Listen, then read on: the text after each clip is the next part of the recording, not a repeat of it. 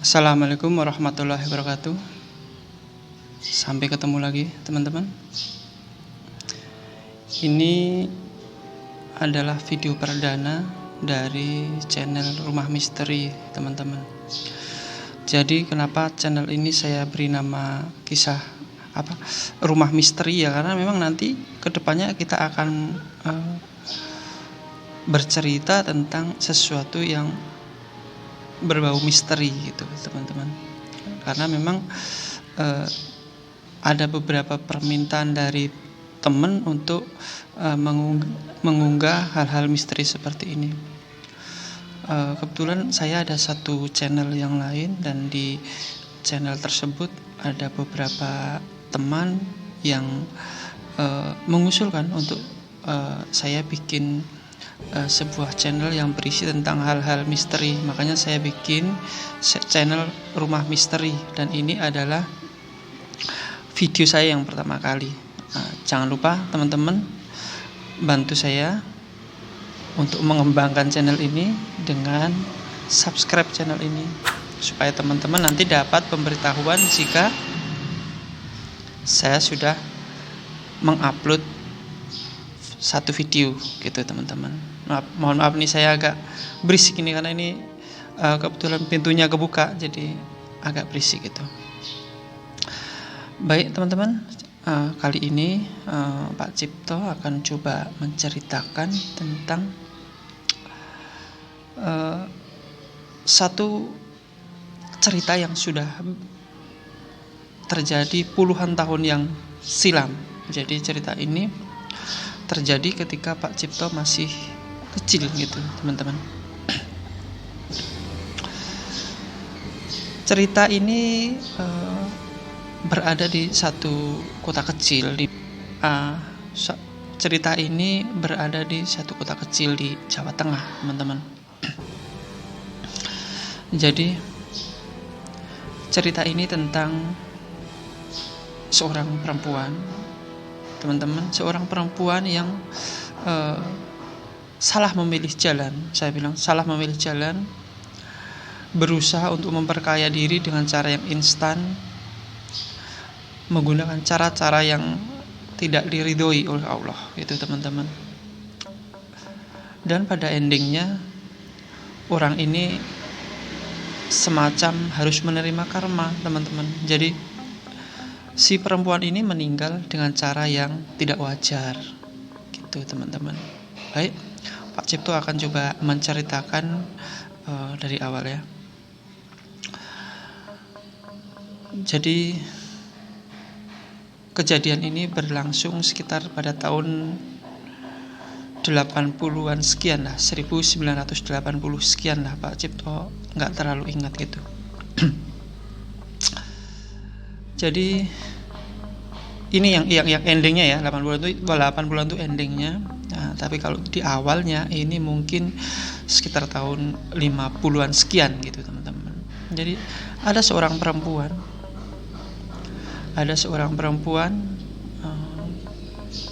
dia punya seorang suami. Kebetulan suaminya ini, maaf teman-teman, hobi judi ya, sehingga rumah tangganya itu sering berantem. Nah, karena hal inilah dia salah memilih jalan teman-teman. Si perempuan ini akhirnya ngobrol-ngobrol dengan suaminya, kemudian mereka memutuskan untuk pesugihan.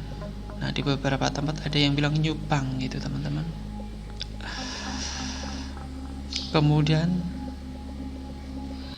mereka berjalan dengan suaminya ke sebuah kota Yogyakarta gitu teman-teman. Yogyakarta gitulah saya. Jadi di Yogyakarta ini memang semua sudah direncanakan dari awal teman-teman. Sudah direncanakan dari awal sehingga mereka tiba di satu tempat, kemudian mereka berbicara dengan juru kuncinya. Mereka masuk ke dalam sebuah gua teman-teman. Ketika mereka masuk ke dalam sebuah gua ini, oleh si juru kunci dia ini diajak untuk ke semacam sendang gitu. Sendang itu adalah seperti danau kecil, teman-teman. Jadi seperti danau kecil. Lalu oleh sang juru kunci ini, si perempuan dan suaminya ini disuruh mengambil air satu gayung, kemudian air ini harus dimasukkan ke kendi. Dia bilang, si juru kunci ini, nanti yang ada di dalam gayung ini adalah satu makhluk yang nanti saat sampai di rumah makhluk ini harus dipelihara dan diperlakukan secara baik-baik. Alhasil suami istri ini akhirnya dengan gayung ini berhasil memasukkan satu gayung air ke dalam kendi. Air ini kemudian masuk ke kendi, kemudian kendi ini ditutup atasnya biar airnya tidak tumpah. Kemudian sebelum meninggalkan lokasi gua ini maksudnya, si juru kunci berpesan kepada suami istri ini untuk tidak berhenti dalam perjalanannya. Ini sebenarnya cukup aneh, teman-teman. Karena dari Jogja ke kota yang satu ini, ke wilayah yang satu ini, jaraknya itu 100 kilo. Hampir kurang lebih 100 kilo gitu. Dalam perjalanannya mungkin kurang lebih 10 atau 15 kilo, suami istri ini sudah sedikit capek gitu, teman-teman. Lalu mereka nyoba berteduh di bawah pohon, duduk sebentar. Mereka lupa dengan apa yang dipesankan oleh juru kunci ini supaya tidak berhenti, teman-teman. Mereka lupa. Akhirnya mereka duduk sejenak, bangsa 1-2 menit gitu, untuk benar-benar menghilangkan lelah. Kemudian lutut mereka sudah mulai berasa gitu ya, teman-teman. Apalagi mereka waktu itu kan sudah berumur kurang lebih 40 tahun gitu. Ada satu keanehan luar biasa, teman-teman. Ada satu keanehan luar biasa. Jadi ketika mereka berhenti ini, teman-teman, seolah-olah dunia pun berhenti. Seolah-olah waktu berhenti, dunia berhenti. Ada orang berjalan ini berhenti. Ada mobil berjalan, mobil ini berhenti. Mungkin teman-teman yang pernah melihat film-film tertentu, ada yang menunjukkan bahwa dimensi waktu itu berhenti. Tuh, teman-teman. Kemudian mereka teringat dengan pesan si juru kunci bahwa mereka tidak boleh untuk berhenti, teman-teman. Nah, karena mereka dipesan untuk tidak boleh berhenti, kemudian mereka teringat. Kemudian mereka melanjutkan perjalanan lagi. Setelah mereka berjalan, semua kembali normal, teman-teman. Aktivitas semua berjalan normal kembali. Itu keanehan pertama, teman-teman. Sepasang suami istri ini kemudian pulang, melanjutkan perjalanannya, dan benar mereka tidak pernah berhenti.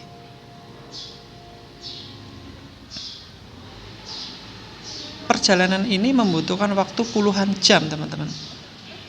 Karena waktu itu belum ada mobil atau bis gitu ya, belum ada, teman-teman. Mereka berjalan kaki dari kota ini dari Jogja menuju ke kota ini, teman-teman.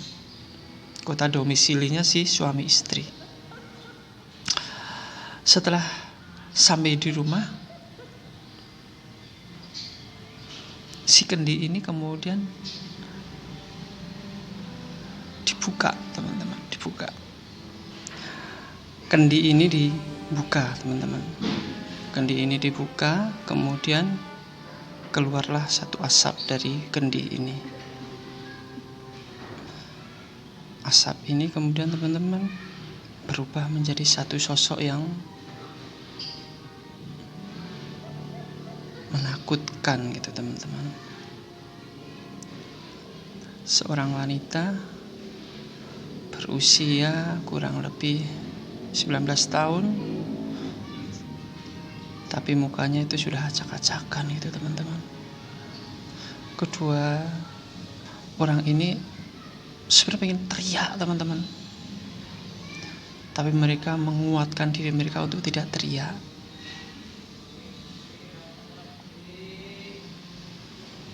Setelah sekian menit, ternyata wajah perempuan ini berganti atau berubah menjadi sosok wanita yang biasa gitu teman-teman. Dibilang cantik juga tidak, dibilang jelek juga tidak.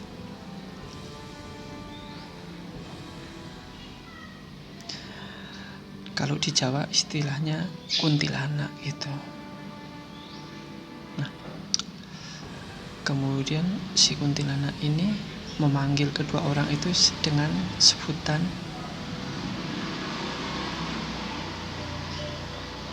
bapak dan simbo gitu teman-teman. Bapak itu ya bapak, simbo itu emak gitu ya untuk orang Jawa. Jadi si perempuan ini akhirnya diperlakukan seperti anak gitu teman-teman.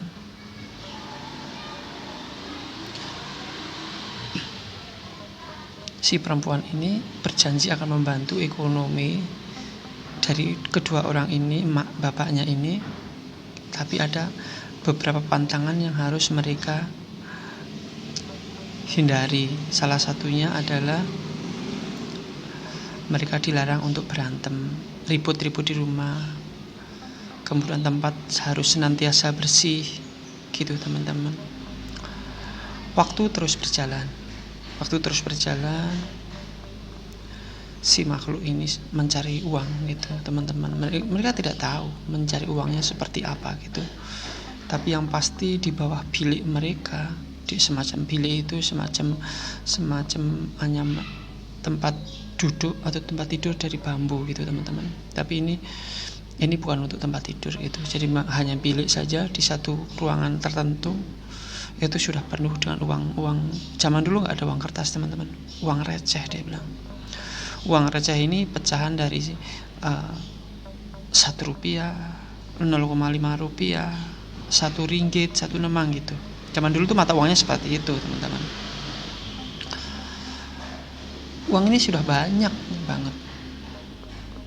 Mungkin kalau saat ini dijumlahkan sudah ratusan juta atau mungkin miliaran gitu. Tapi oleh sang makhluk ini, kedua orang tuanya ini belum boleh untuk menggunakan uang ini, karena nanti dia yang akan memberitahukan kapan uang ini boleh dipakai. Jadi uang ini belum dinikmatin teman-teman. Kemudian pada satu malam terjadilah keributan yang mengakibatkan makhluk ini kabur. Jadi si laki-lakinya atau bapaknya ini pulang dari berjudi kurang lebih jam 1 malam teman-teman, minta dibukakan pintu oleh istrinya. Namun karena istrinya ketiduran, akhirnya tidak dibukakan pintu. Disitulah si suaminya marah dan timbul keributan. Sampai akhirnya mereka ribut. Dan benar teman-teman, makhluk ini kemudian menghilang, pergi. Semenjak peristiwa itulah rumah tangga ini jadi makin kacau, berantakan. Dan akhirnya terjadilah perceraian. Suami istri ini kemudian bercerai. Selang 2 tahun kemudian, si wanita ini menikahlah dengan seorang pria.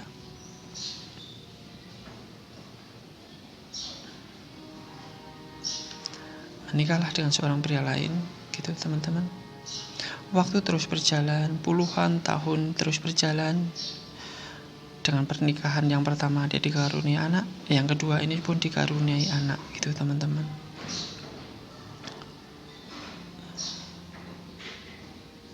Si perempuan ini yang saya samarkan namanya menjadi Umi.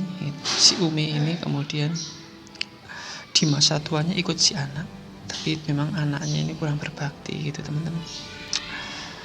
Pada satu malam, si wanita yang bernama Ibu Umi ini kondisinya kacau karena anaknya kurang inilah ya. Kemudian si Ibu Umi ini merasa dipanggil oleh seseorang sudah meninggal. Seseorang yang sudah meninggal. Ngobrol-ngobrol sejenak, katanya si orang yang ketemu ini pengen ngajak jalan-jalan gitu teman-teman. Pengen ngajak jalan-jalan, tiba-tiba tangannya digandeng teman-teman. Saat tangan digandeng ini, tiba-tiba orang ini berubah wujud seolah-olah menjadi bapaknya yang sudah meninggal. Mau dong namanya diajak bapak gitu kan. 5 menit kemudian berubah wujud lagi menjadi seperti anak angkatnya yang hantu, yang setan yang pesugihan itu. Dari sinilah ketahuan ini adalah balas dendam dari makhluk lain gitu. Makanya di sini tidak bolehnya melakukan persekutuan. Dia dibawa jalan-jalan, ternyata dia dibawa terbang teman-teman.